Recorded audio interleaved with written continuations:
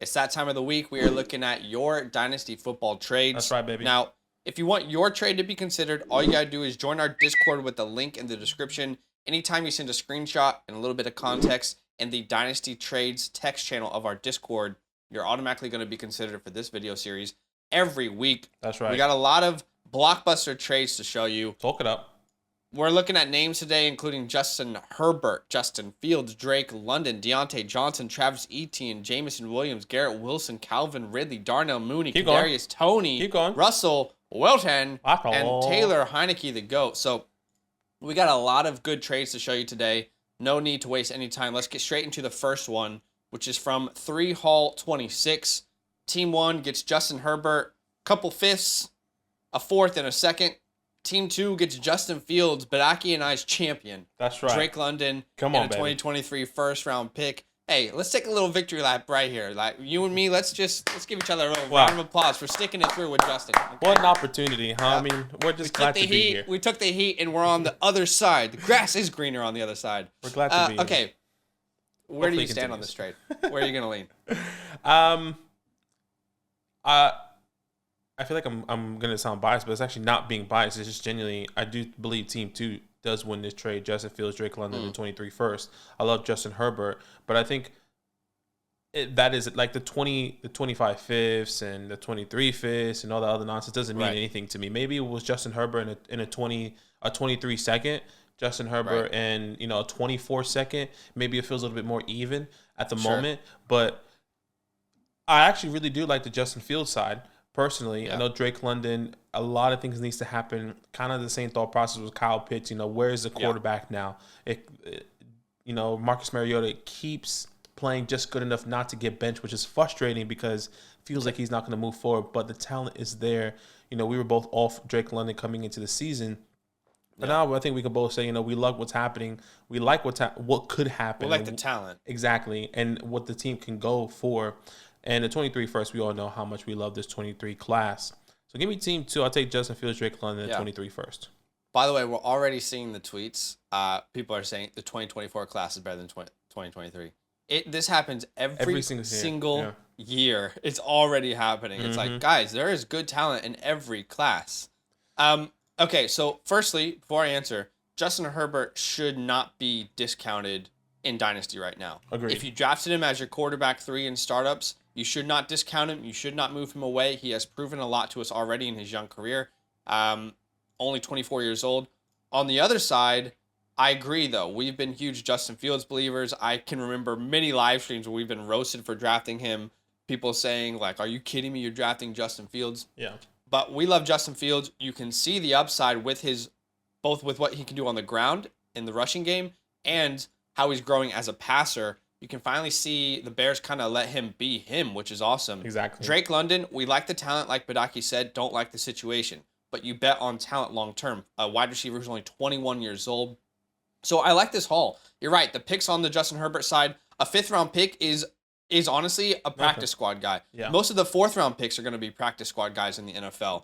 So I always try and look at these trades and say, well, how would this have been a little bit more even?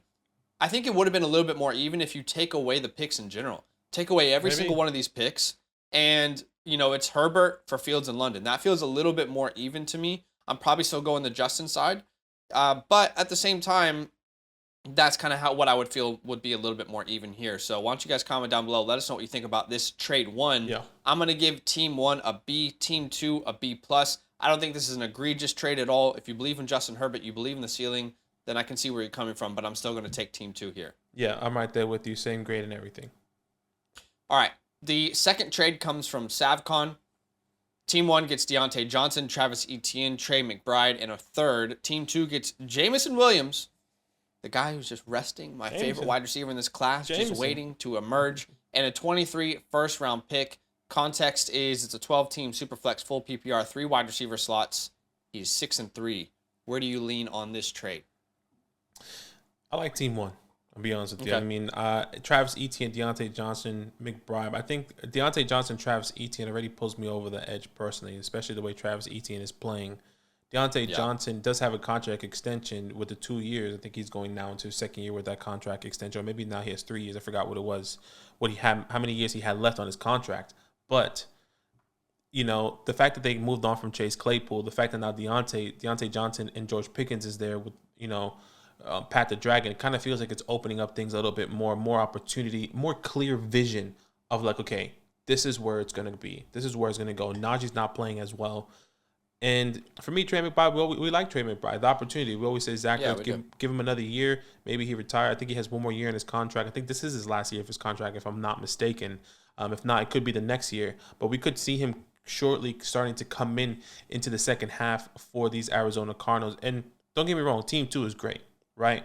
But I just think that Team 1 got too much to just say, Trey McBride, a 24th third. Obviously, maybe that doesn't really mean anything.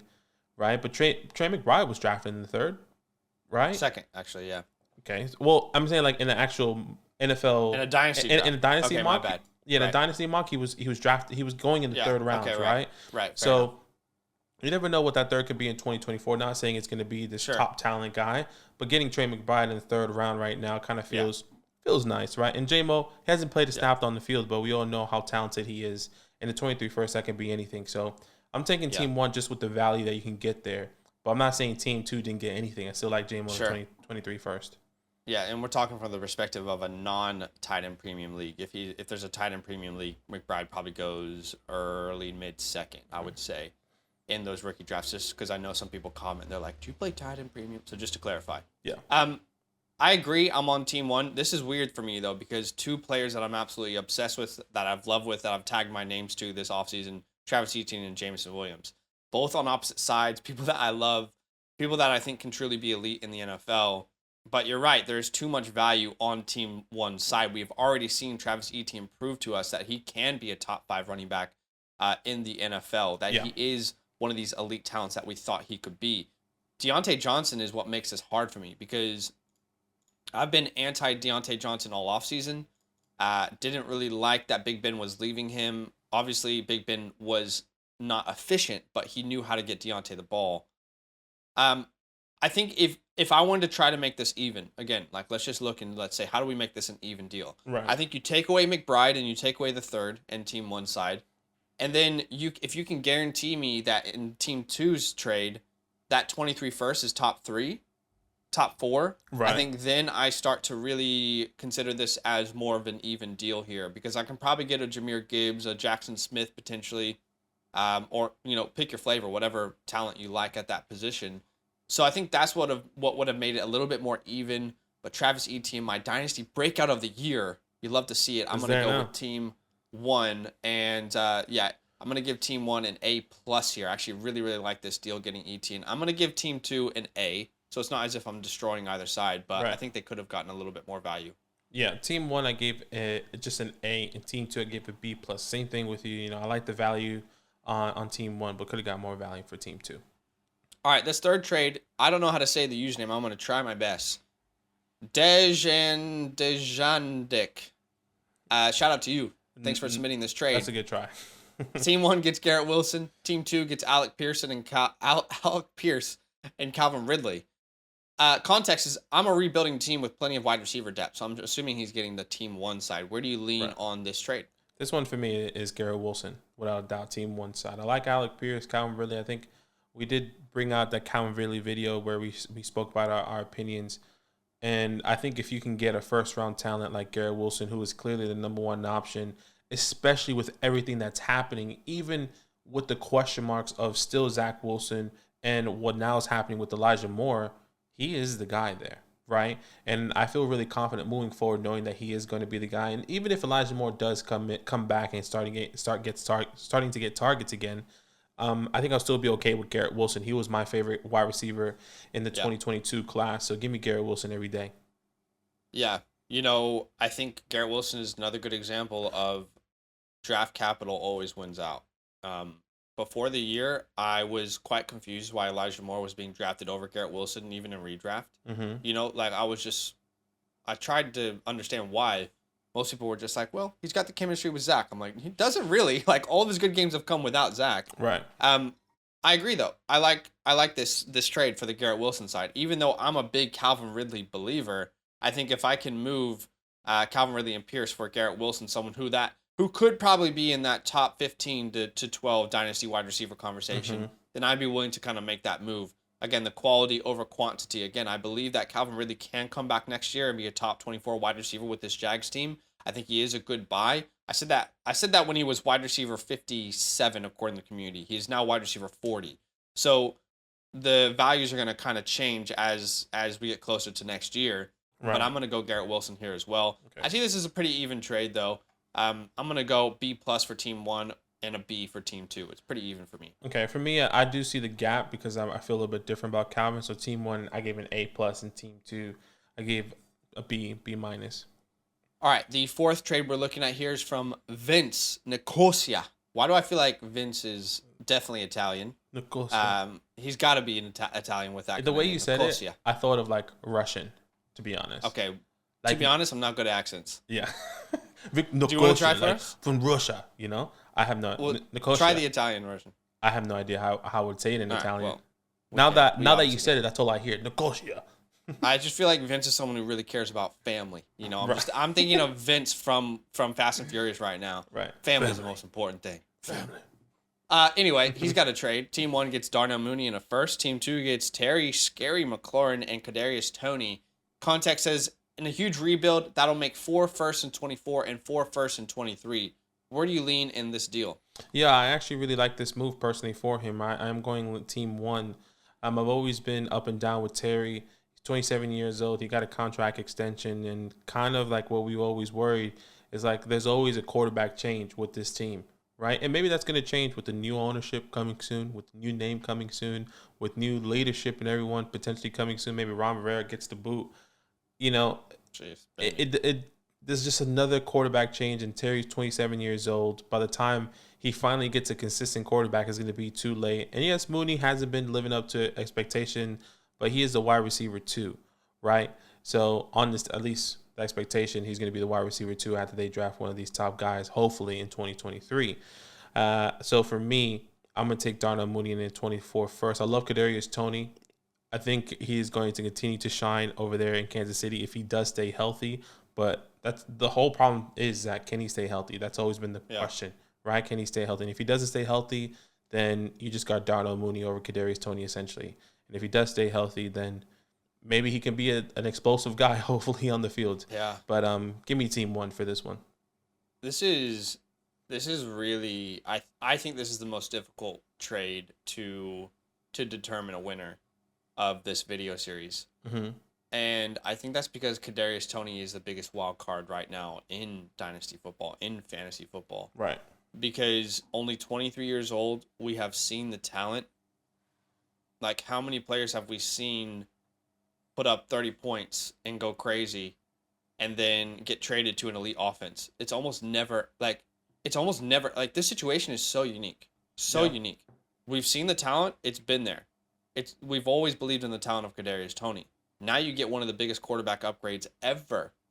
And I like the way that they used him personally in the first week back. And if I'm not mistaken, he was barely even on the field. You have to anticipate his role continuing to grow as they kind of get him more involved in the offense. Last week, he played 9% of the snaps. He played 9% of the snaps. And in those 2 catches, he had 2 targets. He caught both of them. I can already visualize how Kadarius Toney could be really dangerous in this offense. 9% of the snaps, you have to anticipate at some point that obviously goes up to about 60, 70%. And I, a Chiefs fan here, don't think there is a wide receiver on this team that is more talented than Kadarius Toney. This feels like a match made in heaven to me.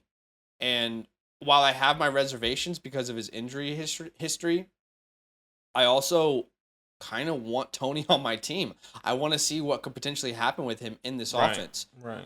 Could it be a scenario in which, he's just a guy in the rotation, like Hardman has ended up being, like MVS has ended up being, like Sky Moore is potentially going to be? Yeah, it could end up being that. But I don't think I can look at any of the guys currently in the rotation and say their upside and their talent is anywhere near equal to what Kadarius Toney could potentially bring. He truly could be the Tyreek Hill replacement. He's not as fast as Tyreek Hill. Right. He doesn't have the speed of a Tyreek Hill, but the elusiveness is there. I'm intrigued. So I want the team 2 side here.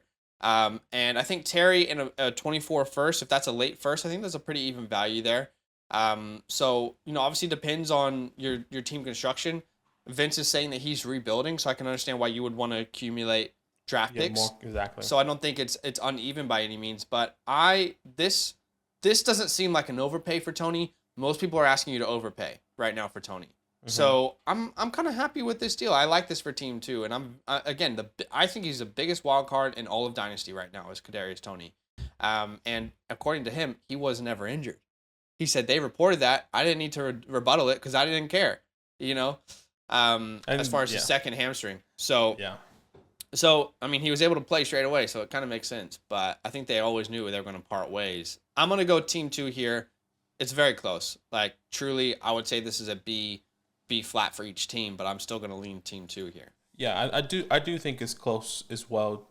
Honestly, I think the whole thing that you said about Kadarius Toney, it is very interesting. I am still going to go team 1 with all the injury concerns and, Terry being 27. So I'm going more with youth and the 24 first. So I am going to go team 1 here. Yeah, I can understand it. All right, the 5th trade we have here is from Salzy96. Team 1 gets Russell Wilson. And Raheem Mostert. Team 2 gets Taylor Heineke, Michael Gallup, a third and 2/3 really. The context here, he says, decided to buy low on Russ. 12-team Superflex PPR. Gallup has been on my bench, and Eno is currently my RB2. My quarterbacks are now Josh Allen, Russ, and Jimmy G, currently 6-2, 4th in standings. Mostert has become my RB2, and Russ has become my quarterback 2. So you and I brought a trade last week that I would say brought a little controversy in the comments. Maybe. People leaning heavily on either side. The trade essentially was A.J. Dillon for Russell Wilson, and you and I looked at that trade and we said, how in the hell is someone thinking that A.J. Dillon is more valuable than Russell Wilson? No way. Again, not to diminish A.J. Dillon's value, but in Superflex leagues, quarterbacks who have that kind of contract and that proven history of fantasy success, it's like you have to take the shot on the quarterback there. I don't know if Salzy saw that video maybe and decided to go try and get Russ himself. Maybe. Because I know that people leaned on either side of that. They were like, you're kidding me, you don't know who A.J. Dillon is, or, like Russ is trash, or, yeah, Russ is clearly the more valuable one. It was very split-sided. And typically in those scenarios, Becky, where it's split-sided, there is room for trades to happen. So I don't know if it was because of that or if he just made a decision on his own. But all that being said, I really, really like the Russell Wilson side of this deal. As a Washington fan, I have Washington and Kansas City. I've lived in both of those cities. People keep telling me, hey man, Taylor Heineke. Heineke. He's the answer. I mean, he could be the guy. He's not. We were here last year. I remember last year we were here and people were telling me the same thing. He's not the answer. Michael Gallup coming off that ACL doesn't look like the same player. He can continually get better, and I anticipate him to continually, get back to that form as he rehabs that ACL. But these 3rd-round picks don't mean nothing to me. But it's very rare. It's very rare that you hit on that 3rd-round pick. Right.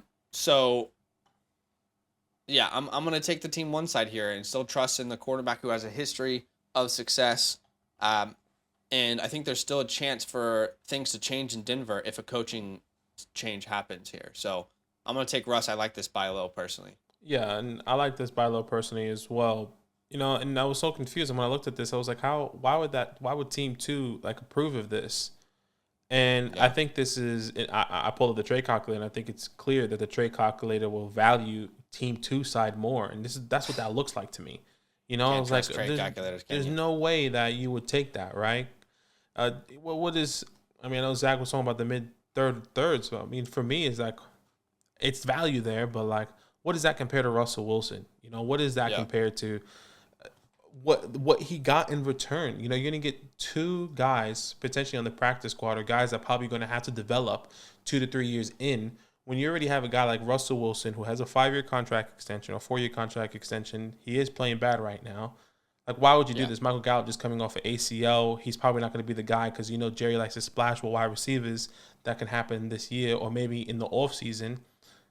It's definitely a mental thought process with team 2. Is he put in trade calculator, I am winning this 100% and immediately accepted it. I'm taking team 1 every single day, though.